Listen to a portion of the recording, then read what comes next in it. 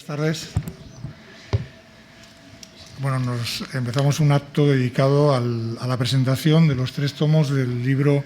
Vientos de guerra, apogeo y crisis de la Real Armada, que han coordinado el profesor Juan Marchena y Justo Cuño, de la Universidad Pablo Olavide de Sevilla. Y bueno, pues va a ser una presentación un poco a 3 manos. Uno de los 2 editores, el otro no ha podido estar con nosotros, Justo. Y luego, como comentaristas, pues actuaremos la doctora Dolores González Ripoll, del Instituto de Historia del CSIC, y yo mismo. En primer lugar, tiene la palabra el autor y editor Juan Marchena. Muchas gracias, Miguel Ángel. Buenas tardes a todas y a todos. Créanme si les digo que pensé que este día nunca iba a llegar. Y tanto María como Marta, que hemos estado trabajando durante 10 años, que se dice pronto, hemos encontrado todo tipo de escollos en la navegación, pero al final aquí están los buques, aquí están las naves. Quiero desde luego comenzar dando las gracias a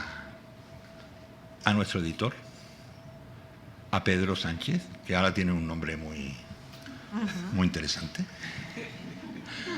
Pero les puedo asegurar que para mí Pedro Sánchez ha sido una persona desde hace bastantes años, desde hace 10 años, una persona sumamente próxima con la que hemos podido trabajar muy bien. En un día a día de correos que iban y venían con las erratas y las tablas que decidían moverse de un día a otro. Muchas gracias, Pedro. Tener una persona como tú, un editor como tú, preocupado por hacer ediciones tan bonitas como son las de 12 calles, es un verdadero lujo. Así que te quedamos, creo que todos los autores, sumamente agradecidos por esto, que es la primera edición, que llegará enseguida la segunda. Quiero, como no, darle las gracias a Amparo. Amparo, gracias por cedernos tu casa, tu palacio, claro que sí. Presentar un libro como este, donde América está tan presente en la Casa de América, es otro lujazo. Y además en un recinto tan bonito como es este de Bolívar, a pesar de que algunos de los barcos de los que se citan aquí pelearon contra los de Bolívar, pero bueno, ha pasado tanto tiempo que todo ya es madera humanizada. Quiero, como no, darle las gracias a las autoras y a los autores. Aquí está Marta y está María, pero nos quedan los que no han podido venir hoy, pero que están todos en el corazón y en el alma, y los quiero citar aquí. Uno es Alan Kizzi, que está en Estados Unidos hoy mordiéndose las uñas, y me dijo, pero esta noche me voy a tomar 2 whisky. Digo, bueno, tómate 3 porque son 3 tomos. Obviamente está María Godot, que es autora de uno de los capítulos hermosos del libro, porque aterriza la política, mientras que Alan Kizzi hace la política naval en su conjunto, María lo aterriza. Inmediatamente Marta García Carralón, que trabaja un tema fundamental, que es la formación. Estábamos desde hace mucho tiempo intentando explicar cómo era la formación y en qué consistía la formación de esa generación de oficiales de Marina, verdaderamente única y extraordinaria, y consiguieron muchas cosas. Consiguieron algo que luego Miguel Ángel y María Dolores han estudiado, la revolución de la ciencia en España. Ellos lo comenzaron y Marta lo estudia formidablemente bien ahí. Luego siguen los trabajos sobre la economía, algo que nos parecía básico y fundamental. Los 2 trabajos de Rafa Torres y de Juan Manuel Serrano. Rafa Torres, a partir de su libro La llave de todos los tesoros, empezó a mostrarnos cómo, estudiando la Armada, se estudiaba de alguna manera el gasto fundamental de la monarquía española a lo largo del siglo XVIII. Y hay que explicar que la recepción del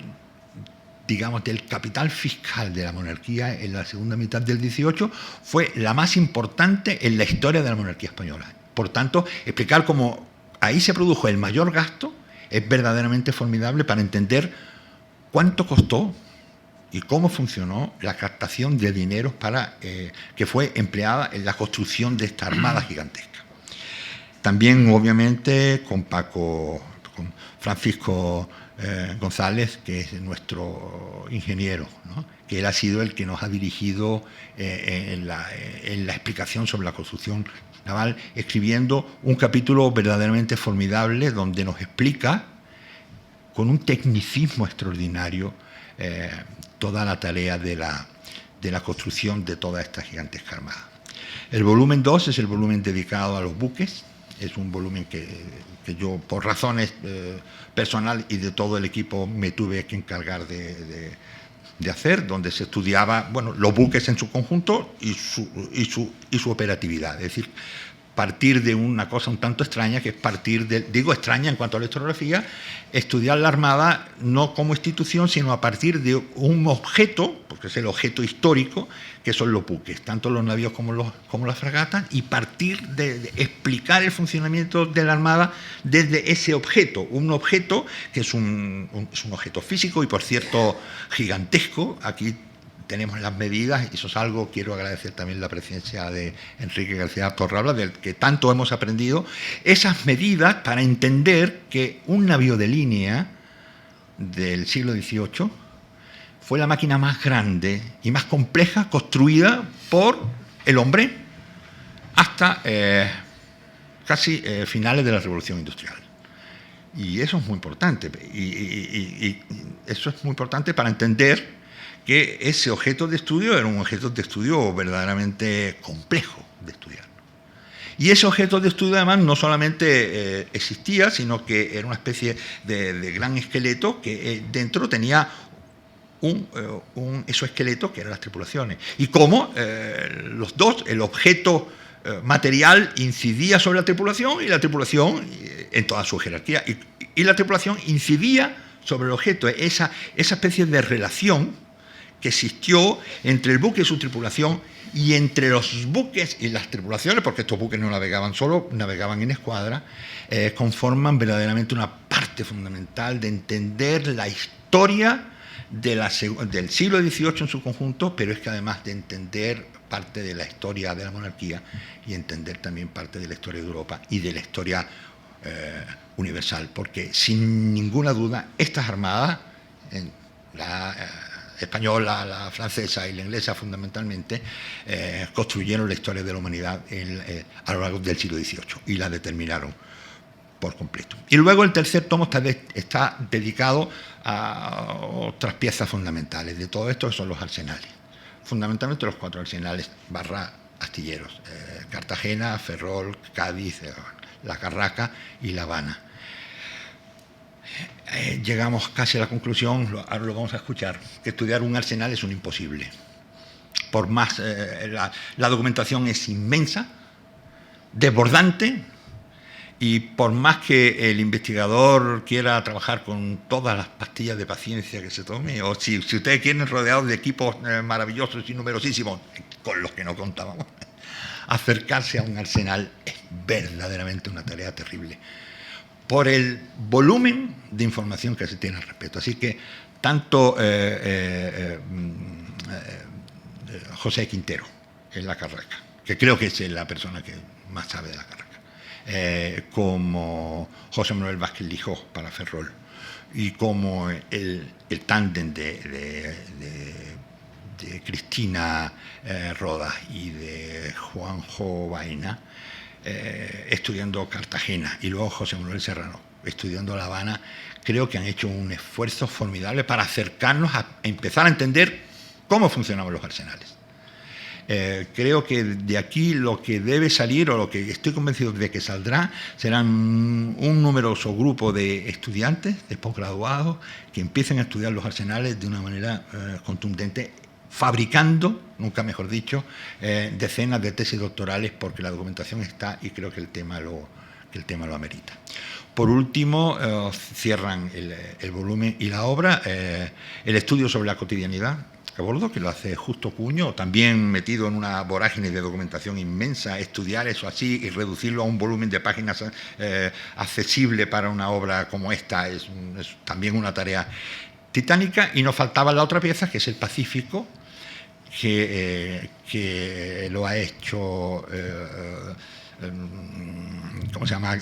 Sabrina Guerra, desde el Ecuador, que es una gran experta, hizo una tesis doctoral hace unos años precisamente sobre el tema,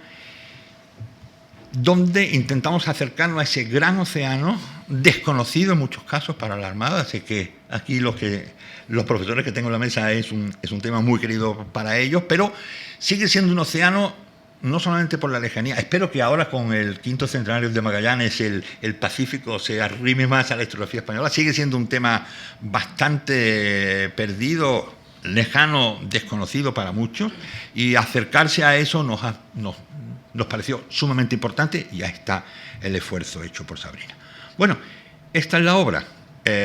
Espero que les guste, espero que sea útil, desde luego. Espero que estos años dedicados a este tema en los archivos, enfangados en los archivos, algunos de ellos cerrados durante unos meses, ¿verdad? Años, que felizmente han vuelto a funcionar, sirva para que las próximas generaciones en la universidad, con estos maestros y maestras que hay aquí, esos jóvenes empiecen a producir nuevas tesis doctorales sobre un tema que verdaderamente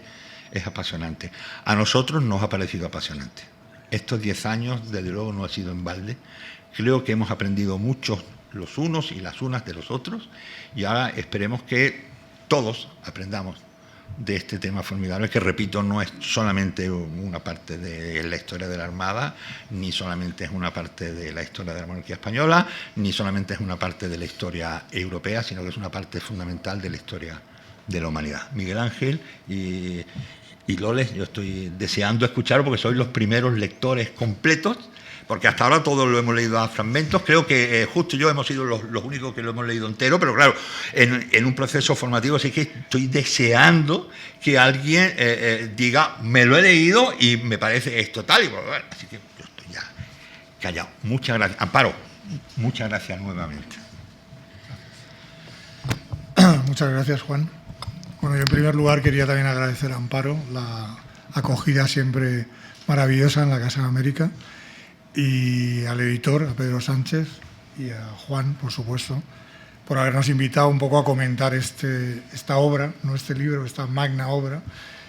y poder comentaros alguna cosita en relación al libro.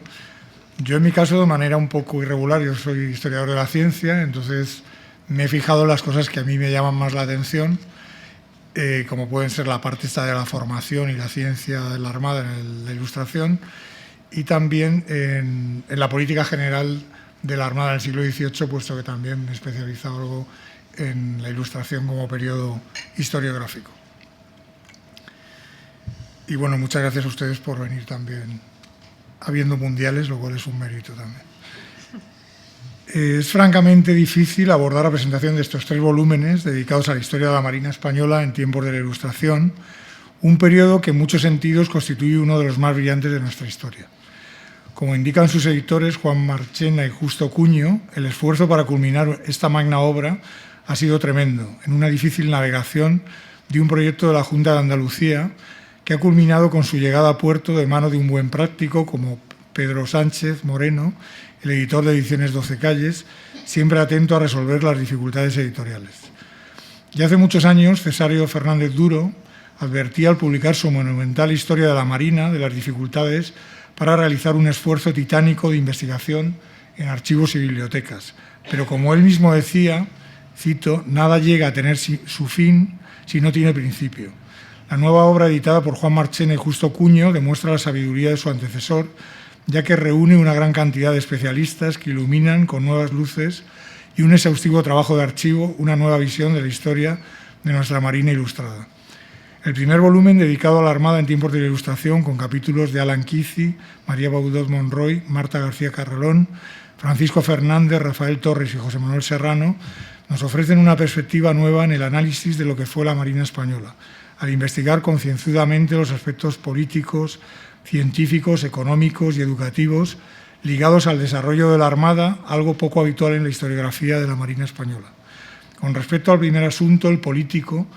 atraviesa de alguna manera todos los capítulos del primer volumen, aunque es el de Alan Kizzi, el más específico en los aspectos de política naval. Kici resalta nada más comenzar su trabajo la desproporción evidente entre el auge espectacular de la Real Armada desde principios del siglo XVIII, con personajes como Bernardo Tinajero y José Patiño, y su aparatosa caída al final del periodo considerado.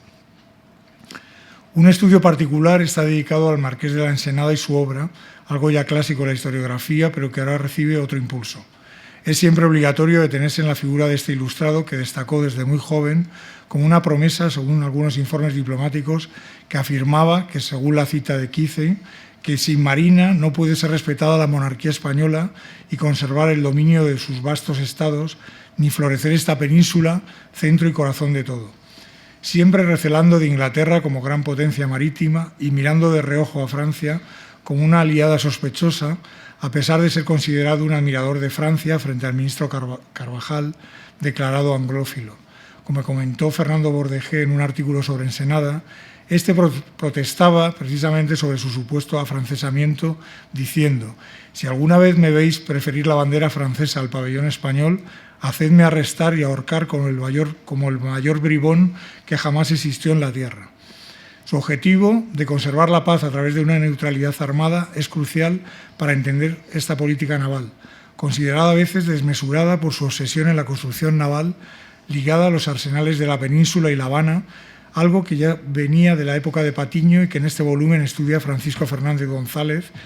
sin considerar además también el trabajo en torno a la codificación de las prácticas navales de Ensenada, la regulación para conseguir tripulaciones suficientes, su apoyo a Jorge Juan para liderar el proceso de conversión científica a la nueva Marina de la Academia Gaditana,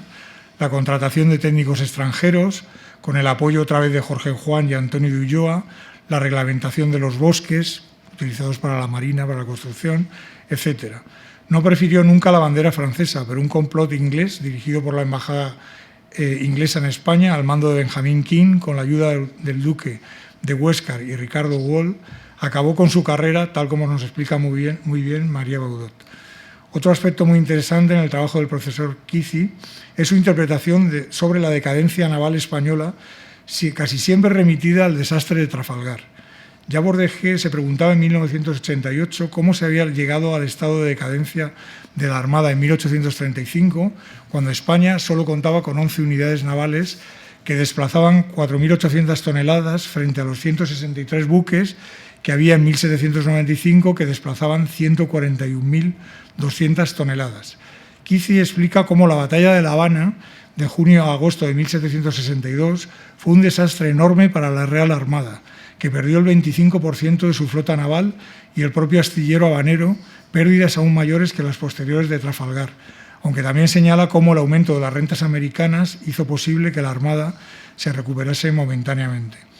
Algo que continuaría con otra figura clave de la Marina española, Julián de Arriaga, también estudiado en profundidad en este tomo por María Baudot Monroy en un excelente ensayo, y más tarde con Antonio Valdés y Bazán, otro personaje imprescindible para comprender la política naval del siglo XVIII, entrelazado además con figuras como Mazarredo. Una política naval ilustrada que termina con el desastre final de Trafalgar, ya aludido, el 21 de octubre de 1805, y con el nombramiento de Manuel Godoy, príncipe de la paz, en 1807, como almirante general y más tarde con la caótica política naval en tiempos de Fernando VII. Como indica el profesor Kici, cuando desaparecía la Armada, también iba desapareciendo el imperio colonial. En el primer volumen figuran también sendos trabajos de los profesores Rafael Torres y José Manuel Serrano, que con una profunda investigación nos remiten al trasfondo fiscal y económico de esta historia de la Marina ilustrada en España. Esto es algo novedoso en este tipo de investigación, que además nos explica el poderío relativo de la Armada inglesa frente a la española, al disponer de una gran movilización y gestión de recursos humanos, económicos, materiales e intelectuales, como ha indicado recientemente Roger Morris. Además, como señala Serrano, en la tarea de reestructurar institucionalmente los servicios armados de España, el elemento central era la fiscalización de las actividades económicas. Y, en cierto sentido, la Marina no fue culpable de los desórdenes financieros de la monarquía, sino su víctima, como señala acertadamente este autor. Un capítulo en el que obligatoriamente tengo que detenerme más es el dedicado a la ciencia de la Armada en el siglo XVIII, elaborado en este volumen por Marta García Garralón, quien se ocupa de las tareas relacionadas con la ciencia y la enseñanza desde la época de José Patiño. La corona española había decidido trasladar a Cádiz la Casa de Contratación de Sevilla, muy importante desde el punto de vista comercial, a la vez que creaba un departamento marítimo en Cádiz y la Academia de Guardiamarinas en la misma ciudad en el año 1717, con 150 cadetes de origen noble y con una doble dirección académica y militar que, como se comenta en estos volúmenes, produjo a veces desencajes en el funcionamiento de la misma.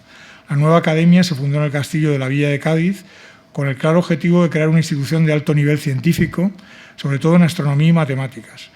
Esta academia, además de resolver la formación general de los oficiales de Marina para la navegación, les conferiría unos conocimientos suficientes para participar en algunos de los debates geográficos del momento, con un perfil equivalente a lo que sucedía en Londres y París. Las enseñanzas irían desde la enseñanza de la aritmética, la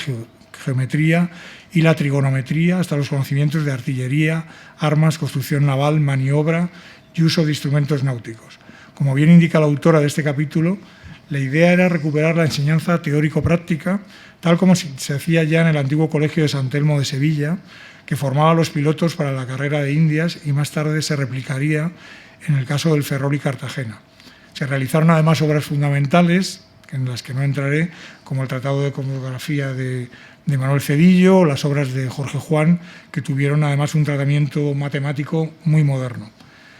La comprobación, además de la utilidad de esta academia, se realizó luego con el envío en la expedición de Charmarí de la Condamine para medir el arco del meridiano a Quito, y ahí pudieron demostrar la utilidad con la práctica que tuvieron el propio Jorge Juan y Antonio de Ulloa, precisamente en su formación como guardiamarines y ya oficiales de la Armada, que luego tendrían un gran reconocimiento por la Royal Society y la Académie des Sciences de París, haciéndoles miembros y colaborando además con la Marina Española en su desarrollo, incluyendo también el espionaje industrial en otros países, sobre todo en Inglaterra y en Francia. Jorge Juan, uno de ellos, propuso además al Marqués de la Ensenada la fundación de un observatorio para la enseñanza de la astronomía a los oficiales de esta Academia de Guardiamarinas. Tras la aprobación oficial se adquirieron instrumentos astronómicos, se nombró también un académico de esta misma misión, a Luis Godin, antiguo miembro de la expedición a Quito, como director de esta academia. El centro estaba dedicado a las matemáticas y fue fundamental para esta formación, junto con disciplinas como la cosmografía náutica, la teórica de artillería, la maniobra, la fortificación o la construcción naval. El observatorio fue proyectado como un centro astronómico unido parcialmente a esta academia de guardiamarinas, y Jorge Juan aquí se sitúa como el gran reformista que fue durante todo su periodo, además dotando a este observatorio de libros e instrumentos modernos que procuró comprar en París y en Londres. Jorge Juan, además, por poner también otro aspecto suyo, también fue como un promotor de una primera tentativa de hacer una academia de ciencias en España en 1755 con Pedro Virgili, un cirujano ligado a la Marina también, con una asamblea amistosa y literaria que también comenta la autora del capítulo. Y es muy interesante porque él, como digo, fue uno de los primeros redactores de un borrador para crear una academia de ciencias en España, que realmente y desgraciadamente no se crea hasta 1834, pero aquí ya se hace una primera prospección para estudiar esa posibilidad de lo que él había visto ya en otros países como Holanda, o Francia o Inglaterra. La llegada de Carlos III produce un impulso a todos estos proyectos relacionados con la Marina, con la ciencia especialmente, y se crean precisamente al margen de la universidad nuevas instituciones para introducir nuevas materias. La botánica, por ejemplo, no entra con dificultad, o la química moderna en la universidad, que es mucho más conservadora, entra más bien a través de creaciones de nuevas instituciones como laboratorios de química independientes, los reales jardines botánicos que se van creando por toda la península, esos laboratorios químicos. Se empieza a difundir la ciencia a través de las sociedades económicas de amigos del país y se empieza a programar un gran periodo de planificación de grandes expediciones, unas ligadas a la propia Marina, todo lo que sean las expediciones cartográficas, hidrográficas, que se dirigen desde esta propia Marina ilustrada, esta Marina científica, y luego otra parte dirigida por el Real Gabinete de Historia Natural y el Jardín Botánico, que serían las grandes expediciones que se dedican a la búsqueda de recursos naturales y a la ordenación del territorio en los distintos virreinatos. Incluso mientras Cook siempre tan conocido, el capitán Cook, realizaba sus experiencias mucho más conocidas del estudio del tránsito de Venus por el disco del Sol en sus territorios, la Marina española colaboraba con la Marina francesa en una gran expedición comandada por Charles d'Auteros a California, en el que iban otros 2 guardiamarinas de esta Real Academia de Guardiamarinas de Cádiz, Salvador Medina y Vicente Doz, en el que participan también para hacer los mismos experimentos de carácter astronómico, indicando el nivel en el que estaba situada ya España, sobre todo a través de esta escuela de guardiamarinas. El Observatorio de Cádiz, que en su momento estudiaron muy bien Manuel Sellés y Antonio Lafuente, formó parte de esta modernización de la propia Marina, junto con la introducción de algunos estudios de carácter cartográfico, también de gran interés. Por un lado, estos a los que aludo levemente en el caso americano, y porque los ha estudiado muy bien Salvador Bernabeu y Dolores González Ripoll, y por otro lado los que se hacen en España dirigidos por Vicente Tociño, un marino también muy empeñado en hacer un atlas marítimo de España con el concurso de toda esta nueva generación de marinos científicos que surgen de estas nuevas academias, ¿no? Hay también la creación, se crea en esta época, en 1789, por José Espinosa, un depósito hidrográfico donde irían a parar todas estas cartas marinas, resultado de todas esas grandes expediciones. Es quizá el antecedente directo del actual Museo Naval, donde siguen conservadas todas esas cartas junto al archivo Álvaro de Bazán de la Marina. Y aparece también pues, otros colaboradores junto a estos, como José Mendoza Ríos, que también es una figura muy importante por sus tablas de navegación, y el propio Alejandro Malaspina, muy conocido por su gran expedición, el primer intento de circunnavegación de la Marina Española alrededor del globo, que no se consigue totalmente, pero bueno, es una emulación de lo que había hecho el capitán Cook precisamente, y en el caso francés, Charles-Marie de la Condamine y la Pérouse, en esos intentos de expansión marítima de las grandes potencias, buscando nuevos territorios y también hacer grandes experimentos para la ciencia ilustrada, como en algún caso había sido en la que habían participado Jorge Juan y Antonio de Ulloa para estudiar la forma de la Tierra, es decir, demostrar la esfericidad de la Tierra y comprobar exactamente si estaba achatado por los polos o no, en un debate que había más complicado entre los newtonianos y los cartesianos. Ligados también a esta institución, a la Academia de Guardiamarinas, aparece menos en el libro, pero bueno, aparece, creo que he mencionado, la creación del Colegio de Cirugía de Cádiz, que está muy ligado a la Armada. Este se crea a través de la figura de Pedro Virgili, que ya había creado un colegio de cirugía también en Barcelona, en estos años 40 del siglo XVIII, y es como la figura fundamental. Aparece ligado también a otras grandes figuras míticas de las expediciones, como José Celestino Mutis, que se cría en este colegio de cirugías donde él aprende, en primer lugar, la medicina, aunque luego completa sus estudios en Sevilla, pero su gran formación, se supone, en cirugía experimental y una medicina más moderna, la recibe en este Colegio de Cirugía de la Armada, en Cádiz, igual que otro personaje no tan conocido como era el cirujano Aréjula, que es el que participa directamente en el combate de la fiebre amarilla de Andalucía y que está formado también en el Real Colegio de Cirugía de Cádiz. Bueno, de Malaspina podía hablar muchísimo más, pero bueno, lo evitaré. Simplemente decir que en su expedición va un grupo de guardiamarinas, de antiguos guardiamarinas formados en esta nueva escuela,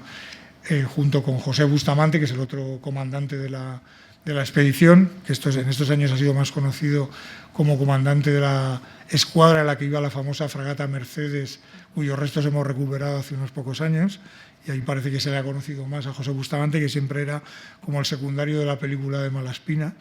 y bueno, ahora ha recibido un poquito más de atención. Y bueno, pues quizá también destacar que se empiezan a crear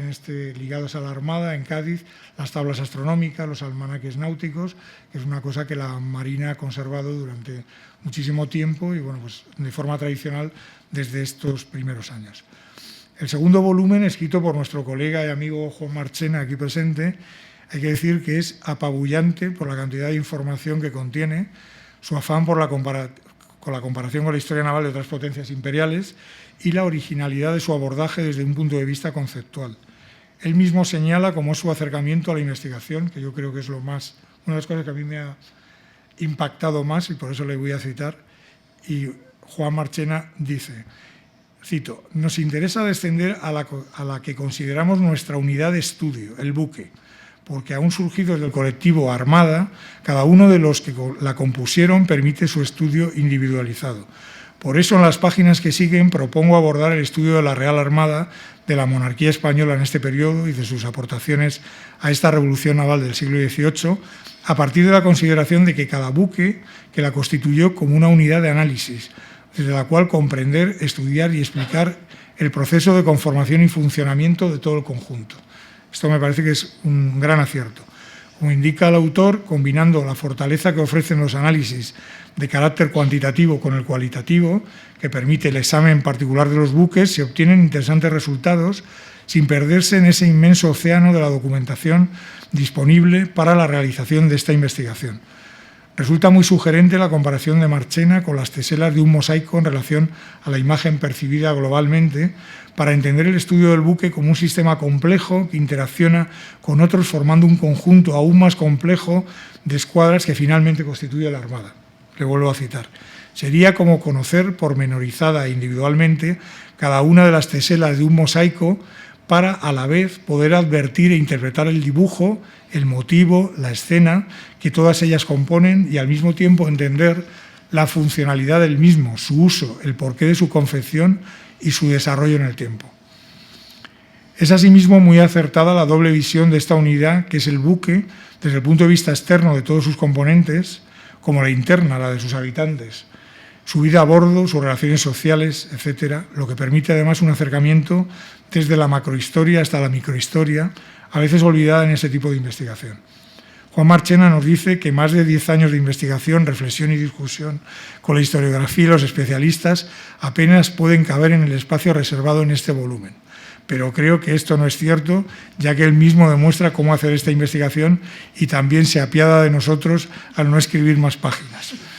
Es impresionante el análisis de la construcción naval en los diferentes astilleros, los datos de cada barco, el número de buques por épocas, las bajas y las pérdidas en el Mediterráneo y el Atlántico, la curiosa investigación de sus nombres, de los nombres de los buques, católicos, mitológicos, geográficos, etcétera, la operatividad de la Armada, los hombres de la Secretaría de Marina que idearon las reformas fundamentales de la Armada, aquellos hombres de cuenta y razón, los marinos comerciantes, la política de Patiño y los cambios de estrategia frente a Inglaterra. Asimismo, se analizan los ataques británicos en el Caribe, con especial detalle en los ataques a Cartagena de Indias, defendida por el mítico Blas de Lezo, muy conocido últimamente, deshaciendo aquí algunas historias oficiales sobre las sucesivas victorias sobre la flota británica, el comportamiento errático de esta, las sublevaciones de la tropa, el mal estado de los barcos, las operaciones de George Anson y su antagonista José Alfonso Pizarro en un auténtico desastre en el Cabo de Hornos, los ataques en el Pacífico del propio Anson, la captura del galeón de Manila en el estrecho de San Bernardino, en las Islas Filipinas, etc. En fin, todos los avatares de la guerra que finalizó en octubre de 1748, ya con Fernando VI en el poder. Es también muy interesante el trabajo realizado por Juan Marchena sobre el corso español, siempre desconocido, y su eficiente intervención en aguas españolas y americanas hasta llegar al final del reinado de Fernando VI. La segunda parte de este segundo volumen de la obra, titulada La nueva Armada, todo el poder en el mar, cubre el periodo que inicialmente iban a estudiar, de 1750 a 1825, y comienza con el estudio de la política borbónica y la guerra naval, desde la política de paz armada ya aludida de Fernando VI, con estudios detallados sobre la construcción naval, las misiones de espionaje, etc., en la época de Ensenada, Carvajal, Wall y Arriaga, hasta la guerra declarada de Carlos III. Volviendo a su principal objeto de estudio, Marchena comete de manera detallada el estudio de la construcción de la Gran Armada Oceánica, con una información extensa que sintetiza en unos cuadros utilísimos para el lector y los futuros investigadores, quienes podrán tener un texto en paralelo con las apabullantes notas que acompañan esta investigación. Queda también apuntada la importancia de la madera en la construcción naval y el impacto en los bosques españoles y americanos, un asunto de gran importancia en la historia ambiental. De la época de Valdés quiero destacar la mención a las expediciones científicas realizadas por la Marina, que Marchena comenta con un abundante aparato bibliográfico. Quizá hubiera podido merecer un capítulo aparte, entre las que destaca las de Antonio de Córdoba al Estrecho, Sanguineto a la Tierra de Fuego y Malvinas, la ya citada de Malaspina, las de Churruca y Fidalgo que ha estudiado Dolores González Ripoll, las de Dionisio Alcalá Galiano, Varela, etc. Todo esto sirve para caracterizar realmente a este nuevo grupo de marinos científicos españoles. No me detendré en otras partes, como la dedicada a la estrategia naval y sus consecuencias, la guerra de Carlos III, incluyendo la toma de La Habana por los ingleses, el desastre de Argel, la expedición a Brasil, las operaciones al Caribe, la expedición al Pacífico, la campaña del Canal, hasta llegar a los cambios de estrategia en los años finales del siglo XVIII y los primeros del siglo XIX, con Napoleón como principal actor del nuevo teatro de la guerra, el trágico desenlace de la batalla de Trafalgar y la guerra de independencia, hasta llegar a las campañas navales en América, que cierra el libro.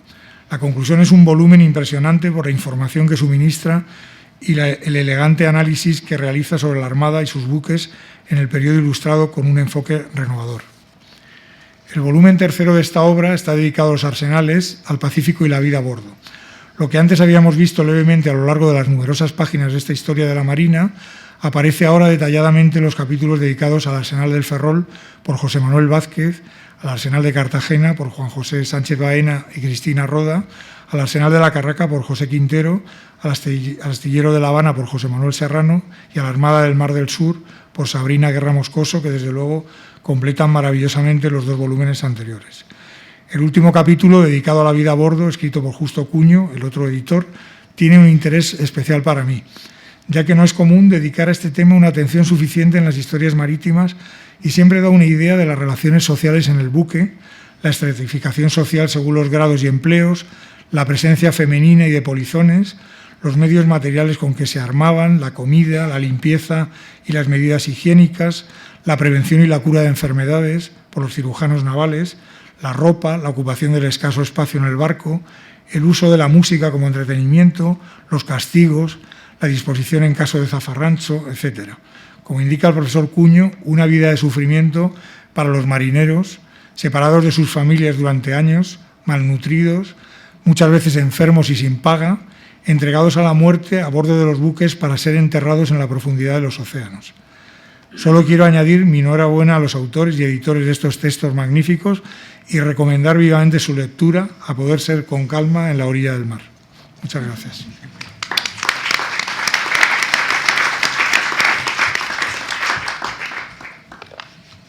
Bueno, a continuación tiene la palabra María Dolores González Ripoll, del Instituto de Historia del CSIC. Muchas gracias. Después de esta singladura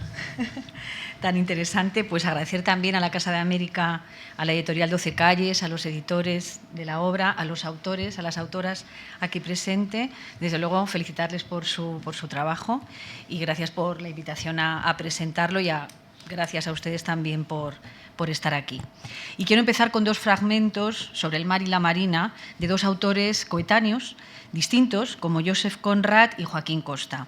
Conrad, en El espejo del mar, escribió: «Un barco no es un esclavo, no hay que forzarlo en una mar gruesa. No hay que olvidar nunca que uno le debe la mayor parte de sus ideas, de su habilidad, de su amor propio. Si uno recuerda esa obligación naturalmente y sin esfuerzo, como si fuera un sentimiento instintivo de su propia vida interior, el barco navegará, aguantará, correrá por uno mientras pueda, o como un ave marina cuando va a reposar sobre las enfurecidas olas. Capeará el temporal más fuerte que jamás le haya hecho a uno dudar de si vivirá lo bastante para volver a ver salir el sol».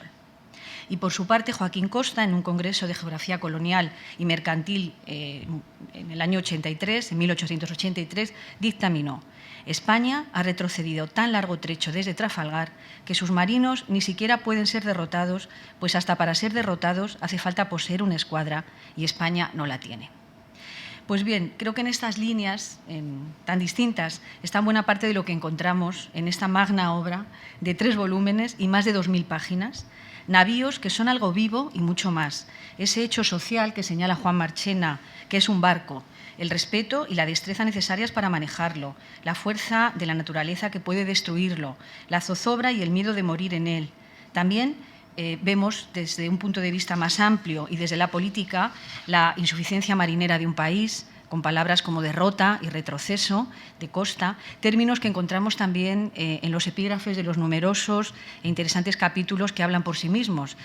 términos como esplendor, apogeo, crisis, cambio, defensa, amenaza y ocaso. Quizás como a Costa, la lectura de estas monografías, porque casi nos hallamos ante una obra que son varias, porque los capítulos son extensos, son muy completos, su lectura, como digo, nos deja un sabor agridulce, más bien agrio, por tantos impulsos frustrados, repetidos, proyectos inacabados y políticas erráticas. Y también es interesante la comparación, subliminal en ocasiones, pero muy evidente en otras, con las políticas de potencias como Gran Bretaña y Francia, como han comentado. Así que asistimos también a intentos de emulación, de espionaje, de atracción de técnicos, de la aplicación de lo mejor de cada sistema constructivo naval y también de las soluciones híbridas con las ideas, los agentes y las prácticas locales. Y a lo largo de las páginas surgen las figuras que han señalado: Ensenada, Wall, Arriaga, Patiño, Tinajero, Valdés, Castejón, Mazarredo, Valdés, Jorge Juan. He repetido Valdés, por algo será, porque es justamente el que más hemos podido trabajar, ¿no?, en las expediciones, pero también extranjeros, como el embajador King, aquí se ha mencionado, los militares Jorge Rodney y el marqués de Grasse, de Francia y de Inglaterra, protagonistas de este largometraje, porque casi lo es, de título muy cinematográfico, Vientos de guerra, que una y otra vez acompañan los vaivenes de la Real Armada Española en esa cronología de 1750 a 1823. Una cronología, por cierto, que los autores se saltan sin pudor, porque lo importante es el contexto de un larguísimo siglo de reformas y su desarrollo en la península y ultramar, especialmente en esa parte ultramarina en Cuba, donde el astillero de La Habana será una prolongación de sus hermanos de Cádiz, de Cartagena y Ferrol. Ya hemos visto que Vientos de guerra existe porque Juan Marchena y Justo Cuño, gracias a un proyecto de investigación financiado por la Junta de Andalucía, han coordinado a un total de 13 especialistas, contando con ellos, que la obra ha visto la luz gracias al paraguas de la propia Junta, de la Universidad Pablo de Olavide y especialmente de la editorial 12 Calles, representada aquí por su editor, Pedro Sánchez. Una obra increíble por el esfuerzo intelectual y material que está dedicada al historiador murciano Juan Andreu García y que reúne a autores y autoras pertenecientes a distintos centros académicos que ha señalado sus nombres Juan, y que también cuenta con la presencia del profesor sevillano norteamericano, podríamos decir, Alan Kizzi, gran conocedor de las reformas militares en Cuba. Bueno, a mí me ha interesado mucho la lectura de este trabajo, he aprendido también mucho, porque no solo es una fuente ingente de información y análisis, sino también un pozo de sugerencias, de trabajos por hacer, de pistas que seguir. Solo un repaso por las notas a pie de página son un recorrido y una actualización definitiva de la bibliografía sobre la Marina española, lo que nos sitúa ante una historiografía riquísima por las múltiples perspectivas existentes y las novedosas fuentes documentales barajadas. Realmente debemos felicitarnos por el impulso enorme de estudios y estudiosos desde la historia moderna hacia temas relacionados con los entresijos de una marina que es alta política pero también es técnica, que son fuentes de financiación y modos de gestión, que es factor humano tanto por la alusión a los rectores del proceso, a los oficiales, a la marinería voluntaria pero también reclutada obligatoriamente, como por la mención de mujeres desde las influyentes reinas Isabel de Farnesio y Bárbara de Braganza, a las pocas mujeres de extracción humilde que burlaron las normas para ejercer de lobos de mar, no lo puedo decir en femenino, no queda tan bien, mujeres como la cordobesa Ana María Antonia, que acabó recibiendo una paga con grado y sueldo de sargento, como señala Justo Cuño en el último trabajo. Bueno, tanto Miguel Ángel Puig-Saint-Pierre como yo nos hemos acercado al tema de la Marina, como ya se ha dicho, desde el impulso reformista y de carácter científico y expedicionario de la Ilustración. Y de algún modo pues, hemos ahondado en la vertiente positiva, tanto en su acepción de esperanzado optimismo como de recuperación de los resultados botánicos y cartográficos de los viajes de exploración de Mutis, Malaspinas, Sesés, Mociños y Churrucas. Pero en toda historia hay claroscuros, en esta quizá más que ninguna, y en mi caso me siento muy implicada e interesada en esta obra precisamente por haber trazado el perfil de un oficial científico, como fue Cosme de Churruca, y sus importantes aportaciones a la cartografía del sur magallánico y especialmente el Caribe, y porque sus apreciaciones sobre la Marina del último cuarto del siglo XVIII, que murió como él en Trafalgar, traslucían el punto de vista de un hombre que se batió entre pólvora y estrellas, entre el fragor de batallas y la observación astronómica, entre la lealtad a la monarquía y la crítica valiente a una marina que pagaba mal y tarde, que carecía de suficientes recursos humanos y materiales y sobre todo se hallaba desprovista de un proyecto a largo plazo. Y de algún modo, esta opinión de Churruca, como la de otros marinos y figuras de la época, es la que creo subyace en muchas de las páginas de estos textos, ese paisaje de cambios, de crisis, de apogeo y de ocaso. Es difícil abordar en unos minutos todo este paisaje, pero intentaré centrar la atención en algunos aspectos que me parecen sobresalientes de los trabajos. También hay algún defecto. Nos pedía Juan que dijéramos, bueno, pues lógico creo en una obra de esta envergadura, desde cierta desproporción en los distintos capítulos a la también diferencia en las bibliografías finales, presente en unos y no en otros. Y también quizá la insistencia en temas y procesos que pueden resultar reiterativos, pero que la verdad ayudan a fijar las figuras y los momentos más sobresalientes y también calamitosos de esta historia de la Marina española. El primer volumen, como ha señalado Juan y Miguel Ángel, tiene trabajos de Alan Kizzi, de María Baudot, aquí presente, de Marta García, presente también, Rafael Torres, José Manuel Serrano y Francisco Fernández, y recorren la intrahistoria de los ministerios y la Armada en relación también con la historia de América, resaltando las reformas de Ensenada como claro partidario del fortalecimiento de la Marina como medio para fortalecer la monarquía ante las ofensivas de Gran Bretaña. Una Ensenada que, en opinión de Kizzi, descuidó el ejército en pro de la Marina y quien sufriría, ya se ha señalado, el conocido complot para hacerlo caer en el año 54 con la participación e influencia del embajador británico. También vemos surgir la figura de un paciente y sutil Arriaga, que también era marino, y que defendió el aumento del número de buques como solución en ese navíos que encabeza el trabajo de María Baudot. También su enfrentamiento al ambicioso Wall, militar de controvertida psicología, con el que contribuiría a una política en la que el poder naval se concibió con carácter más disuasorio que efectivo. Pronto, guerra y marina se engarzan en un contexto de enfrentamiento internacional que convierte la naturaleza defensiva de la Marina de la primera mitad del XVIII en ofensiva en la etapa de Carlos III. Una Marina siempre insuficiente por la falta de recursos, la desatención a críticas constructivas pero inoportunas para el poder, me acuerdo ahora de Churruca antes, y todo para que en 1818 el teniente general Cayetano Valdés expresara que la Marina española en realidad no existe, no hay de ella más que la memoria. Uno de los pilares de la Armada fue la formación de personal adiestrado en las nuevas técnicas, lo que se llevó a cabo desde la llegada de los Borbones con la creación de la Academia de Guardias Marinas en 1717 en Cádiz, en cuya primera promoción, y ya lo han señalado, figuraron, bueno, en este caso señalarlo, hasta un grupo de rusos que pronto regresaron a su país. Las academias de Guardia Marinas, con Ferrol y Cartagena más tarde, como señala Marta García, se convirtieron en las joyas de la corona de la Marina de Guerra de los siglos XVIII y XIX. Si bien no fueron la única cantera de la oficialidad, y aquí es importante señalar el peso de los marinos formados en la Orden de Malta, que se integraron en la Armada Española, como el mismo Julián de Arriaga. La importancia de una formación de mayor excelencia se dio con el curso de estudios mayores, la sofisticación de asignaturas y la influencia directa en todo ello de hombres como Jorge Juan o José de Mazarredo, un ámbito que conocemos muy bien todos los que hemos trabajado sobre la Marina Ilustrada. Es muy sintomático del avance también en los estudios sobre la Marina que dos trabajos de este volumen, se ha señalado antes a cargo de Rafael Torres y José Manuel Serrano, versen sobre los dineros de la Armada, es decir, en este caso, fiscalidad y gestión económica, porque de la financiación y la óptima gestión de los recursos dependía una Marina efectiva y porque se necesitan muchas más investigaciones, efectivamente, dado el volumen de documentación existente en los archivos. Me parece muy interesante la comparación con la Marina británica, que para Torres era un proyecto colectivo que aunaba Estado y sociedad, lo que en su opinión dio continuidad, peso y eficacia a la Armada inglesa frente a la española, que padeció de poca flexibilidad, excesiva burocracia, retrasos y lentitud del sistema, defectos que parecen no ser privativos del absolutismo ilustrado, sino quizá más actuales de lo que quisiéramos. La Marina española dependió de su relación con Hacienda, por ejemplo, con Patiño y Ensenada, que tenían ambas secretarías unidas.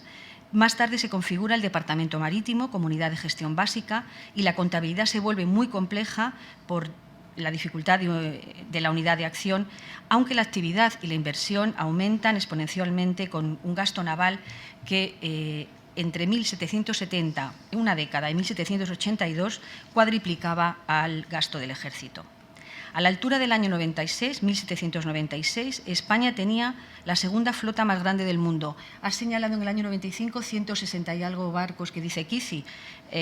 Bueno, pues hasta casi 200 barcos se señala en el artículo de Torres. 198 buques y un espacio inmenso que controlar, pero con escasos recursos para mantenerla, ya que no se logró esa unión del Estado y de la Armada, una fórmula más eficaz, en su opinión, que eximiera a la Marina de controlar directamente los recursos y se dedicara esencialmente al aspecto meramente militar. Este talón de Aquiles, que fue la gestión económica, estaba en el fondo de las reformas iniciadas desde principios del 18, con la creación de la Intendencia General de Marina, el peso dado al control de las rutas interoceánicas, el breve almirantazgo, los recursos fiscales procedentes de México, el famoso situado derivado a La Habana, en fin, la importancia vital de América en los gastos de la Armada que señala José Manuel Serrano, con la renta del tabaco como fundamento económico del astillero habanero y de muchos otros gastos de la Marina que están por estudiar, como señala el autor. El último trabajo de este volumen, primero, nos prepara para el segundo, a cargo totalmente de Juan Marchena y sus buques vivos, me atrevo a decir, porque Francisco Fernández aborda la construcción naval haciendo un interesante repaso de reglamentos, guías, normativas, sistemas constructivos, ingeniería, debates sobre las bondades de cada sistema, los ingleses conocidos por Jorge Juan en su viaje de espionaje, atrayendo técnicos de Gran Bretaña y técnicas novedosas, o el sistema francés de Gautier y de Autran. Podemos aquí repasar los textos de pioneros constructores navales como Francisco Antonio Garrote o Gaztañeta, de José González Cabrera, del propio Jorge Juan, Fernández de Landa, el Marqués de la Victoria e incluso textos escritos en América. Con el segundo volumen, Juan Marchena, para empezar, y quien avisa no es traidor, nos apabulla, utilizo tu mismo verbo, con el estudio individualizado de solo 420 buques, que, como dije, están vivos por cuanto, como señalaba Conrad, un barco no es un esclavo y uno le debe la mayor parte de sus ideas, su habilidad y su amor propio. La idea del buque, lo ha resaltado también Miguel Ángel, como un hecho social es indispensable para entender la amplitud de la mirada de Marchena a partir de la opinión de Benito Valls de que el navío era la máquina más portentosa inventada hasta ese momento por la industria y la codicia de los hombres. Y en el contexto, en su caso, de la actual historiografía o military revolution, como se ha definido, y que en este caso concreto se sostiene en un aparato bibliográfico impresionante, por extenso, riguroso, sugerente y actualizado, con miles de notas a pie de página, numerosos cuadros, señalaba también Miguel Ángel, explicativos de navíos, sus constructores, el sistema de construcción empleado, así como mapas con información relevante. Ya tendremos ocasión de advertir el barco como una cárcel flotante que, al señalar su dureza, ¿no?, la dureza de la vida a bordo en el artículo de Justo Cuño con el que se cierra la obra que señalaba Miguel Ángel. Por ahora, la máquina portentosa es analizada como un sistema en sí, un lugar medio social, económico, político, cultural y técnico no exento de poesía, porque en la introducción del autor a la vida de los barcos, que algo has señalado tú, parece momentos extraída del Espejo del Mar, ese mosaico, esas teselas. Pero también otros pasajes nos atrapan porque nos vemos inmersos en naufragios, accidentes, sabotajes, deserciones, bajas de buques que en su bautismo recibieron esos nombres religiosos, geográficos, mitológicos. Marchena realiza una minuciosa reconstrucción de cada navío, de cada fragata, su nacimiento, vida y muerte, sus achaques, los ataques a que son sometidos, las causas de su baja. Y también nos lleva del barco al pasajero, con numerosas historias como aquella del virrey, me ha encantado, de México, que hace la travesía del Atlántico para su seguridad y no encontrarse con ningún buque inglés en un buque holandés, pero es atacado por los ingleses y pudo escapar en un bote solo con su perrito. Me encanta la imagen. Y cuando llega a Veracruz no se le reconoció, evidentemente, como virrey de México hasta pasados unos meses. O, por ejemplo, el viaje del Asia con indígenas de la Pampa que se sublevaron a bordo. El año 1783, en el libro de Marchena, en la historia es una fecha clave, tanto por la desaparición natural de toda una generación implicada en el desarrollo de la Armada como por la llegada de Antonio Valdés a la Secretaría de Marina, autor del impulso expedicionario que efectivamente, señalaba Miguel Ángel, ocupa poco espacio en este trabajo dedicado a la Marina de Guerra. Realmente, es comprensible en ese sentido. Pero en este contexto a Marchena le importa también todo: las maderas, la decoración de los barcos, la tripulación y su escasez, el papel de la Armada en los conflictos bélicos de Malvinas, Argel, el sitio de Gibraltar, las escuadras en el Caribe de Solano I y de Aristizábal después, cambios de estrategia incluidos, decisiones equivocadas que conducirán a Trafalgar y a una errática marina en tiempos de las independencias. El último volumen vuelve a ser coral, pero muy coherente al abordar en 4 primeros trabajos tan interesantes como bien realizados los arsenales de Ferrol, Cartagena, Cádiz y el astillero de La Habana, que tanto impactaron, y esto es muy interesante, en todos los órdenes culturales, sociales, económicos en las ciudades en que se instalaron. De forma muy musical, José Manuel Vázquez resume la historia del arsenal gallego, que empezó, dice él, molto vivace y acabó en un requiem. No se puede decir más con menos. Aquí, los templos de madera, que eran los barcos, evolucionaron hacia el forrado en cobre ya en los años 80, en un ritmo constructivo sostenido desde mitad de siglo hasta finales, aunque desde Trafalgar el panorama sería desolador.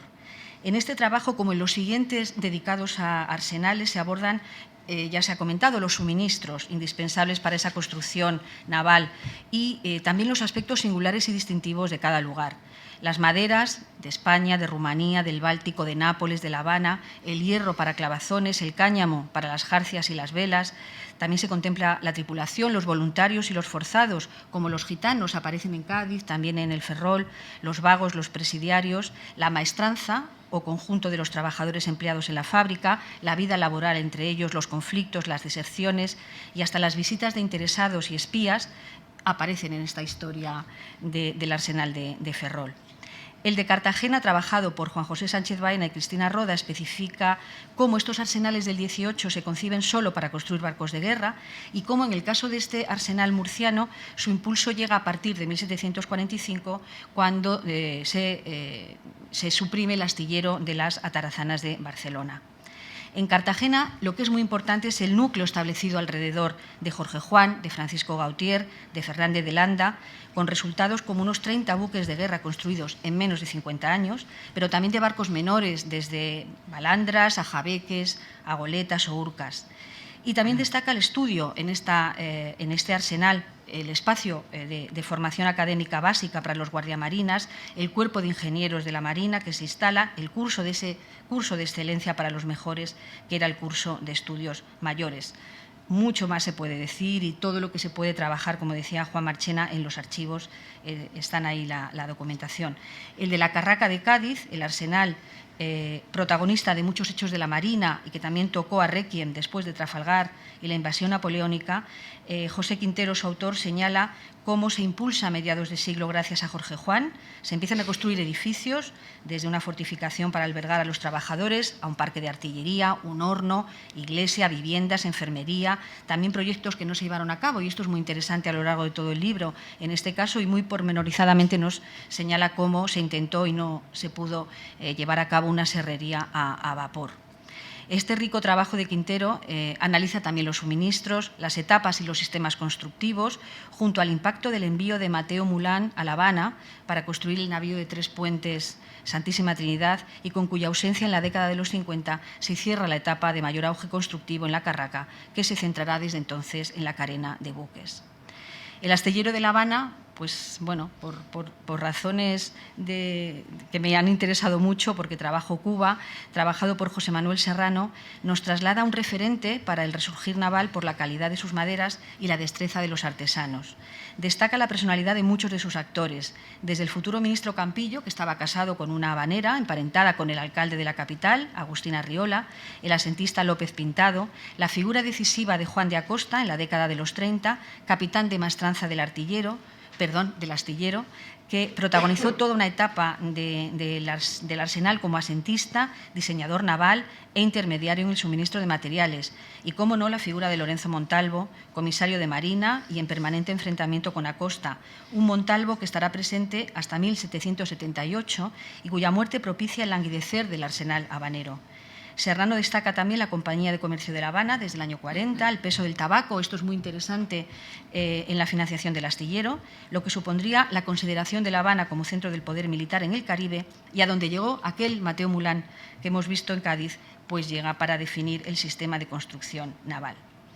Bueno, me dejo muchas cosas en el tintero. Ustedes tendrán la oportunidad de leer y de reflexionar sobre tanta información y análisis aquí vertido. Quiero mencionar, para acabar, el artículo dedicado a la Armada del Mar del Sur, a cargo de Sabrina Guerra, que aborda el otro escenario de conflictos, de control y defensa de costas y rutas oceánicas, que fue el Pacífico, en el que los puertos del Callao, como señala ella, el astillero de Guayaquil o el apostadero de San Blas, fueron determinantes.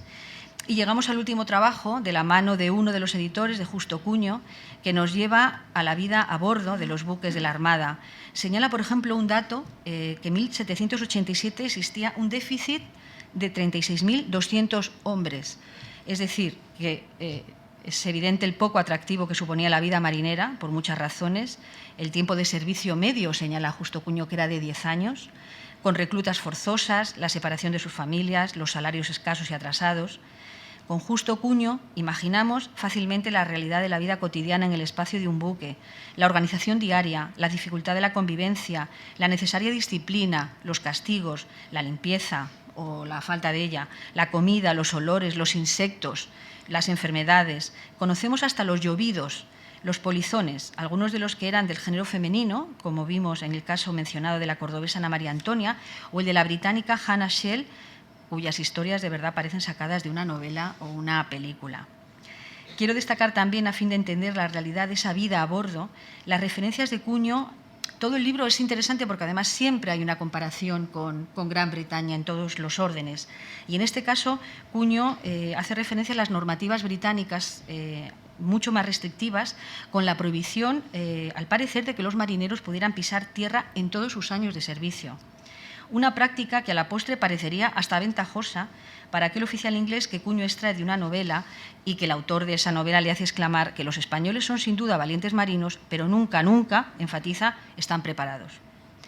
En fin, como verán, y termino, estamos ante una obra de verdad de referencia para todos los especialistas y personas interesadas en cómo se fraguó la Marina de Guerra en España, precisamente en unos años de cambios, de convulsiones a todos los niveles, de ambiciosos proyectos y limitadas realidades, algunas de las cuales se las llevó el viento, ese viento caprichoso del título que en un navío había que saber dirigir, una cualidad que es quizá la que los autores echan de menos en la política hacia la marina del tiempo contemplado, la necesidad de más firmes timones, de rotas más seguras y mejores puertos a los que llegar. Muchas gracias.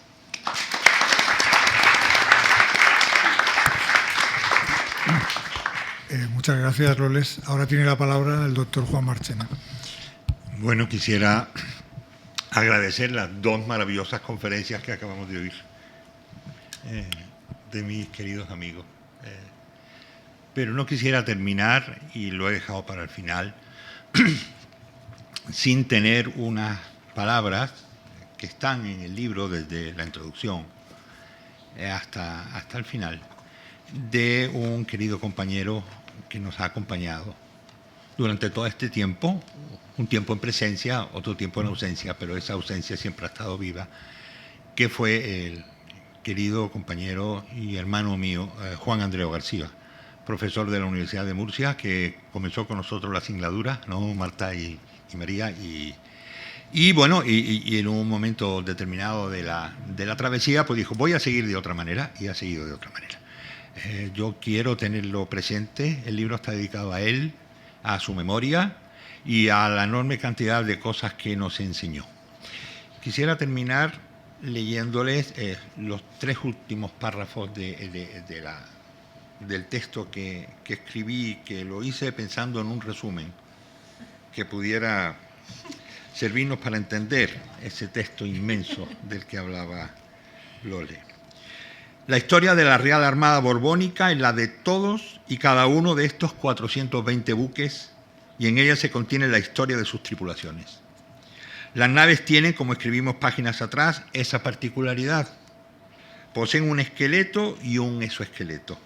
y ambos se determinan mutuamente. El primero lo constituyen sus cuadernas, sus baos, sus cubiertas, de las que Enrique tanto nos ha hablado, su arboladura, su jarcia y cabullería. El segundo, su tripulación, la dotación, la marinería, sus oficiales, todo, desde el grumete al comandante, determinados a su vez al ser quienes eran, de dónde procedían, cómo se comportaban, cómo se relacionaban, en qué creían, cómo vivían a bordo, qué comían, cómo realizaban la maniobra, cómo combatían y luchaban y finalmente cómo enfermaban y cómo morían. Nada queda de estos buques, de las miles de toneladas de madera, hierro, cobre y bronce de que estaban compuestos. Ninguno se salvó, ninguno permaneció siquiera como testigo de este pasado de mares y vientos en guerra. Apenas quedan algunos restos en tierras que pocos conocen, y otros fragmentos sumergidos que arqueólogos subacuáticos estudian con dedicación y cuidado. Apenas ahora hemos conseguido saber y reunir el número y el nombre de todos ellos, rescatando su memoria, la de los buques y la de sus navegantes. Decenas de miles de personas dejaron su vida a bordo de estos buques, la mayoría no en combates, ni en abordajes, ni en duelos artilleros, sino víctimas de las enfermedades que las malas condiciones de la vida a bordo, la insalubridad y la mala alimentación y peor aguada, producto de una logística incapaz de mantener los buques correctamente aviados, extendieron entre las tripulaciones y contra las que no sabían luchar. Otros resultaron ahogados en las decenas de naufragios aquí narrados, peleando contra una mar inclemente, intentando hacer navegar estas naves de las que la mayoría de sus tripulantes apenas conocieron su manejo ni los ejercicios necesarios para hacerlos maniobrar. Otros dejaron su vida accidentados en las gradas de los astilleros, gigantescas, perennemente húmedas de lodos y aguas estancadas, trabajando noche y día entre máquinas enormes para construir más y más buques que el tiempo, cuando no el enemigo, acabaría por devorar, consumiendo más y más maderas hasta dejar los bosques exhaustos sin un roble. Y en las maestranzas del mismo modo, decenas de miles literalmente de sus trabajadores y operarios laborando por un salario que muchas veces apenas si cobraron por no haber de dónde, quedando sin comer cuando se acababa el crédito de los tenderos montañeses que desistían de vender al fiado. Muchos, con sus muertes, dejaron abandonadas viudas, huérfanos, decenas de miles de familias quebradas por esta Real Armada, en la que algunos encontraron gloria y fama, pero en la que la mayoría, la inmensa mayoría, halló su desgracia y su tumba. A la memoria de todos ellos van dedicados estas páginas en un intento de reivindicarlos. «Allá va con Dios», gritaba el contramaestre jefe de la maniobra, cuando uno de estos buques al fin viraba por avante. Viren por avante estos 420 navíos y fragatas, esperando que sirvan para que el lector o la lectora de estas páginas se acerque un poco más a la historia de estos buques, estas tripulaciones y este tiempo apasionante que aquí hemos estudiado. Muchas gracias.